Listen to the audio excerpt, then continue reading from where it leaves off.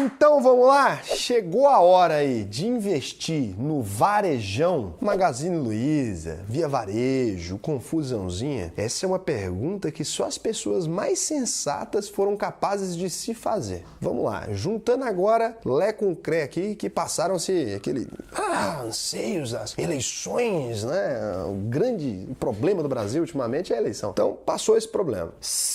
Olha aí, isso aqui é as alternativas. Se Lula é populista, significa aumento na expansão do crédito, é ou não é? Com certeza. Ele tá prometendo que o brasileiro vai comer o churrasquinho. Picanha. Que vai comer uma picanha, vai limpar o nome do pessoalzinho. E aí vai dar tudo certo. Então. Que a imitação do Lula aí pra gente? Uma picanha.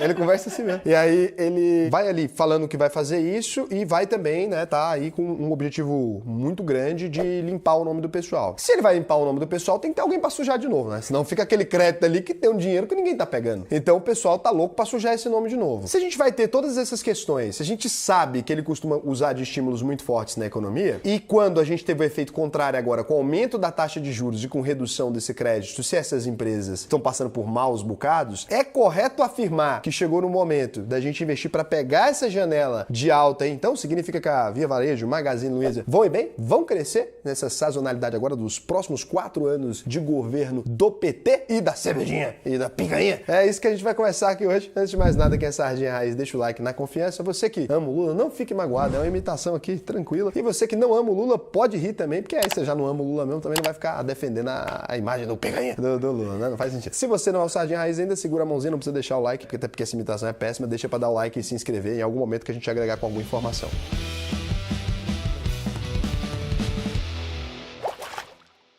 Esse é um raciocínio que eu vi algumas pessoas tendo ali. Por um lado, eu fiquei feliz demais. As pessoas estão conseguindo compreender a taxa de juros e o que ela tem a ver com a política nacional. Isso é uma visão macroeconômica que significa que você está entendendo de economia. Para você chegar nessa conclusão, você tem que entender de economia e de política. Difícil, né? E a economia e a política, elas andam aqui, elas são aqui, ó.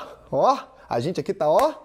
Porque elas são aqui, ó. Então é o seguinte, é verdade. Então é possível, né, você fazer esse tipo de análise considerando um ciclo no setor de varejo ou do setor de turismo, etc. Quando a gente tem uma redução na taxa de juros, a gente espera ela, ou uma injeção de mais dinheiro na economia, ou um aumento de crédito para o trabalhador comum. No fim das contas, tem quem defenda, né? Tem pessoas que falam assim, nossa, mas os ricos odeiam que os pobres tenham mais dinheiro, etc. Pelo contrário, todos os bilionários do mundo, eles sabem que existe uma necessidade dessa camada de baixo ter cada vez mais dinheiro. Quanto mais dinheiro essas pessoas têm, mais dinheiro elas gastam, mais dinheiro as outras pessoas que estão acima delas ali naquela esfera, o pequeno burguês aí, você que é mais socialista, né? Você chama ele assim, o pequeno burguês, ou o dono de comércio, que a gente chama mais, né? A gente que não é muito do socialismo, a gente vai aqui e chama essa pessoa, né? De comerciante, esse cara vai comprar, ele vai consumir e todo o círculo se retroalimenta. O capitalismo, ele depende necessariamente de uma junção perfeita desses fatores. Quanto mais dinheiro tem na base, mais dinheiro terá na parte de cima. É simples.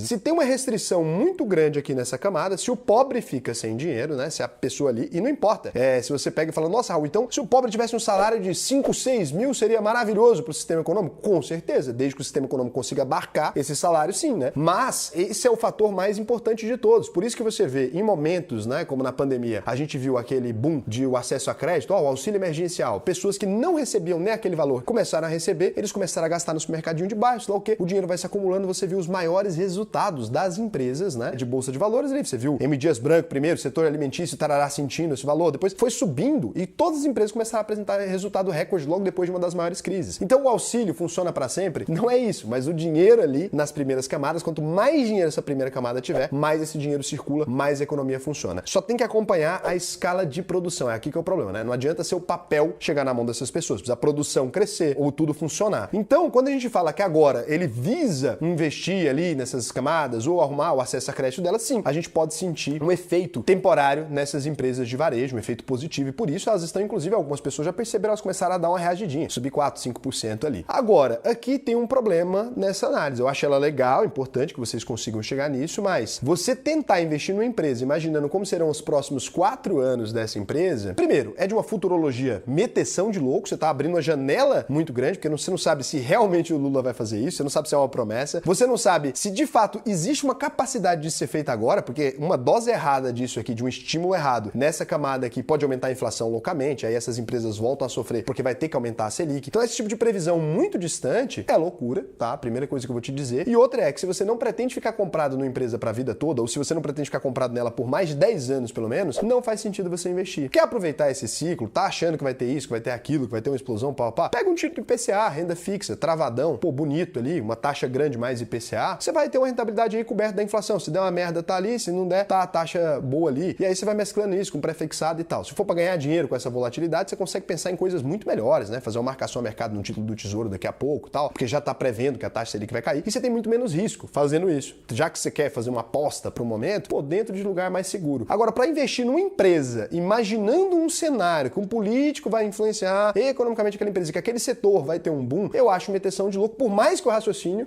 esteja correto. Mas se isso não acontecer, essas empresas podem sangrar demais e já estão no limite da berlinda. E a gente pode separar as empresas do setor de varejo em dois tipos muito específicos. Quais são, o Cazé? Dois tipos específicos de empresas do setor de varejo. Que coisa séria. Distribuição. Não, isso aí é energia, você tá misturando já.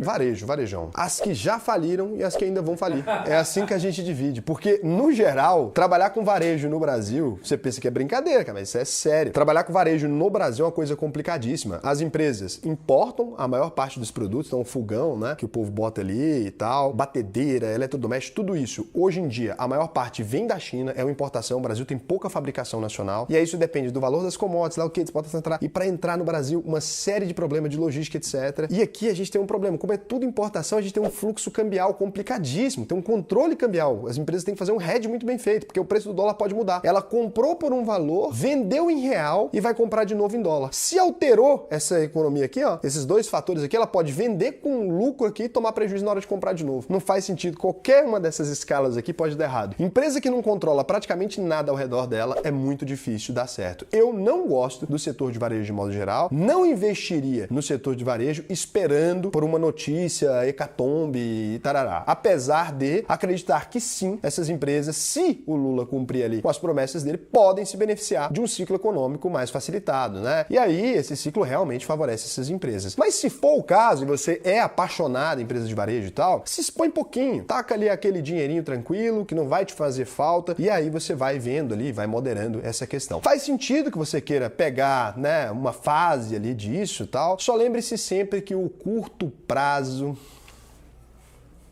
ele faz o seu patrimônio virar sabonete. E aí, quanto mais você mexe, menor ele fica. Então, cuidado com isso aí. E se você quiser aprender a fazer uma carteira de investimento de verdade, pra você parar com essas ondinhas de surfar no G1, né? Que agora é isso. A moda agora é ser trader, eu opero G1. Eu vejo ali o dia do G1 e vejo. Clica aqui, alvp.com.br, inscreve aqui para você aprender a investir de verdade. É estratégia de investimento, não é trade, não é essas palhaçadas, essas bobeiras. Mas fiquei feliz demais, cara. Melhorou muito a qualidade dos comentários desse canal agora. Agora o povo já discute se é possível ou não aproveitar um ciclo econômico. Que é isso, cara? Que é isso? Beijão pra vocês, até o próximo vídeo.